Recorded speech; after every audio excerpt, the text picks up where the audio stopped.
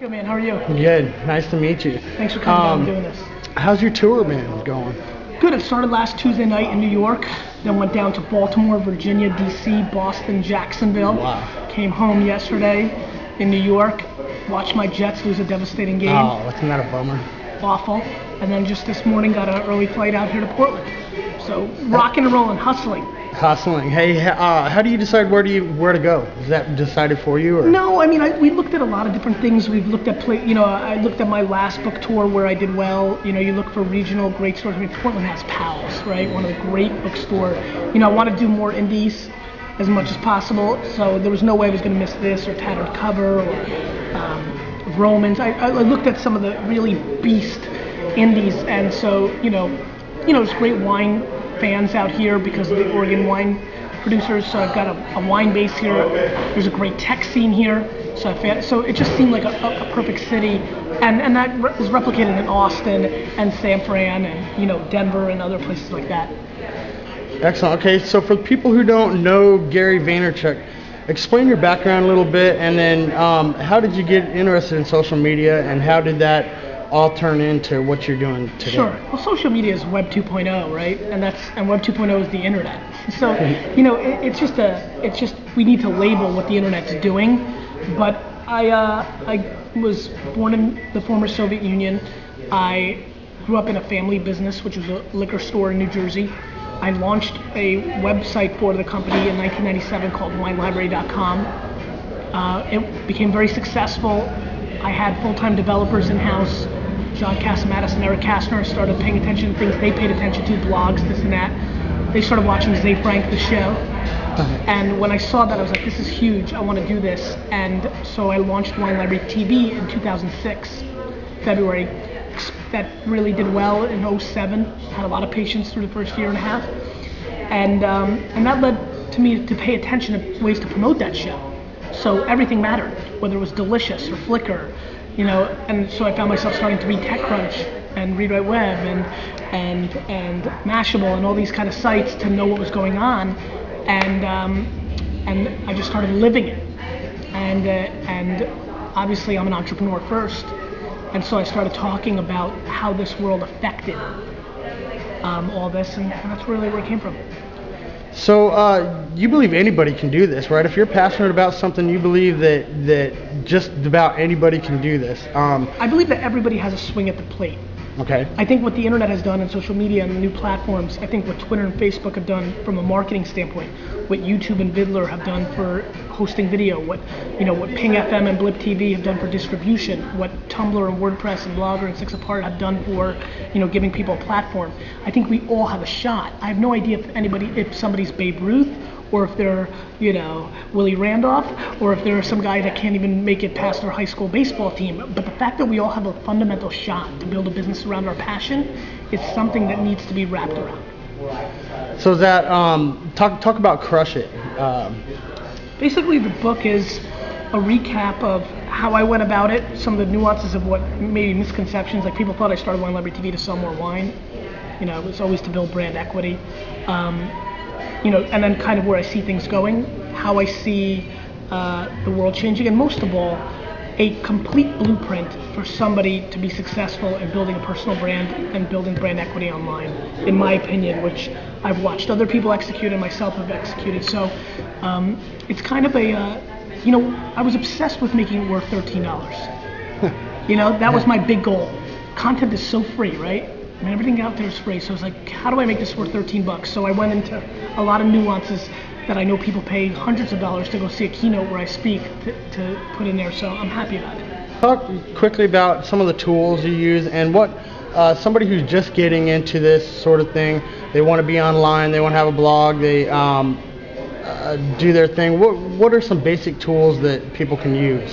I think you need a platform. I talk about everybody having to be in the content game. I think everybody should be in the content game. So, you need a Tumblr, you need a WordPress, you need a home for your blog, which really a blog platform is a site. I mean, my crushitbook.com, the book site, that sits on WordPress. I mean, you need a platform. Then you need to think about how you're going to communicate, audio, written, or video.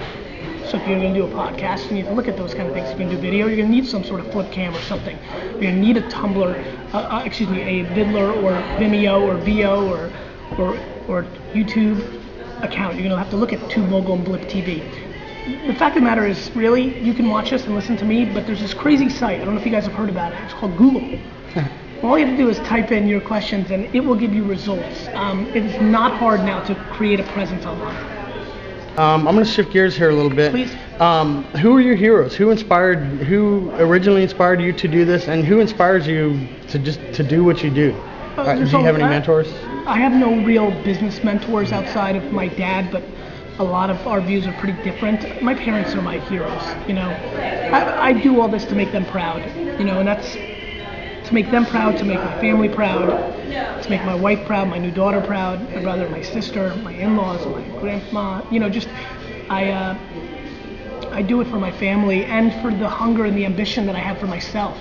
More so the climb than the actual results. I don't need a fast car or a boat. That stuff's baloney. It's the game, right? It's the game that I'm interested in. I put some questions out there on Twitter today, see if anybody had any questions for you. And Neophiliac on Twitter asked, what were your passions at 18 and how did they lead to your current passions? My passions at 18 was to build the family business to a big business. So I was starting to learn about wine and collectibles. I loved Star Wars figures, baseball cards, comic books, old, you know, garage sailing and finding old like Tron and Voltron and Transformers. So collecting was very much a big part of my life at 18. And once I learned that people collected wine, that was the real hook and the fabric that allowed me to stay in that business as long as I have. Thanks, Bill. Okay, what would you tell somebody? They say, hey, Gary, I have a job, I've got kids, you know, I've got a busy life, but I'm passionate about, say, fishing. Yeah. What can I do? That was probably the biggest thing I addressed in the book, which is this is not fantasy. I'm talking practicality. You know, this is not about quitting your job. I don't want anybody to quit their job. This is about working after hours on your passion. Start a blog or community around fishing and execute all these principles that we talk about. When do you do that? Well, maybe you don't watch Monday Night Football anymore. Maybe you don't drink beers with the guys after work. Maybe you don't play 2 hours of Madden football. You know, besides your family, everything should be cut out and put towards this passion in building a business, because if you're unhappy, you need to fix it. Nick Dow asks, when can we expect the Gary Vee action figure with the Crush It Man accessories? It's a brilliant question. You know, any action figure companies out there, feel free to email me. I'm ready to go. Now I'm gonna do rapid fire questions. I've got a lot of questions that you can just rapid fire and Sure. I'll ask them. How old are you, first of all? 33. 33. Are you single or married? Married. Okay. What do you do to relax? Watch the Jets. Excellent. Do you have any? It doesn't work. I'm a Raiders fan. So. We play each other this week. Oh, really? Yeah. Oh, that'll be all right. Do you have any musical talent? No. No, none whatsoever. No. Not even rock band? Nope. What do you like to drink besides wine? Root beer. What makes you laugh? A lot of things. I actually love comedy, you know. Do you like baseball? I did like it a lot until the Yankees won the World Series. I'm really a climber. Once my teams win, I'm out. But I love fantasy baseball. I don't play fantasy football because I'm too diehard Jets. Right. But baseball, since I'm not diehard anymore, we have a very competitive wine library league. Excellent. Do you have any tattoos?